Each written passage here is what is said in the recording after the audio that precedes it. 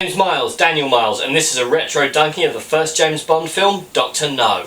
And what a film this is. Originally made on a shoestring budget of $1 million, this film was almost never released, as after the costs overran, United Artists considered shelving it, believing they would never make that money back.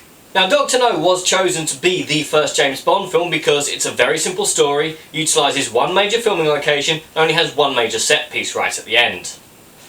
Now, the film does stick incredibly closely to the book, and shows Bond more as a detective than the gadget-laden borderline Batman that he would eventually become in later films.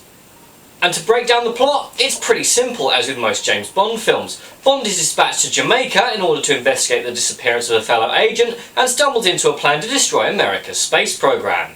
Now, with Connery still being many people's definition of James Bond, it might be shocking to believe that he was actually a pretty controversial choice at the time. Fleming himself wanted Sir Christopher Lee, his cousin, to play the role, but Lee turned him down flat. The producers wanted Cary Grant, but he demanded $1 million just to appear in the film, so in the end they held auditions, and Connery won it by being able to walk like a panther. No, I don't know how he managed to pull that off either. Now, Ursula Andress, despite helping an entire generation into adulthood in what was then a shockingly brief bikini, Ursula Andress almost didn't pick the role of Honey Rider. She was forced to reread the script by a friend, and she was only offered the role because she was someone's wife at the time. Now, a Bond film is only as good as its villain, and while Joseph Wiseman does make an incredible villain as Dr. No, whose tentacles are felt from the moment Bond steps into Jamaica with operatives killing themselves rather than talk about him, and a cold, mechanical, efficient personality, I think I prefer the earlier version of the script when he was literally a monkey.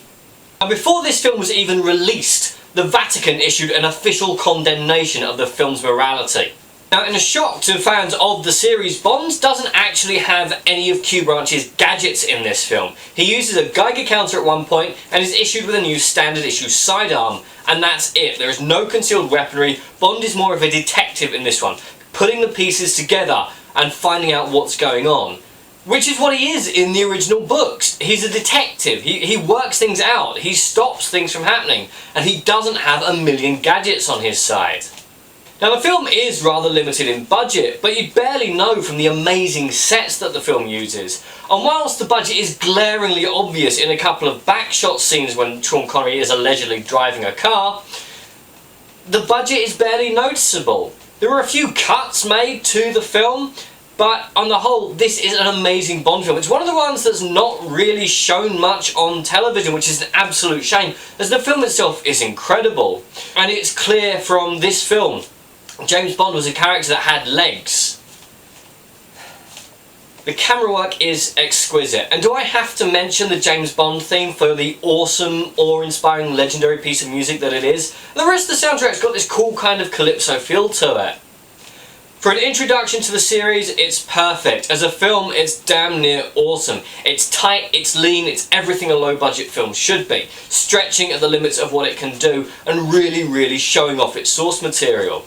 Dr. No is most definitely a see it now film. If you get the chance to track down Dr. No, I seriously recommend seeing it.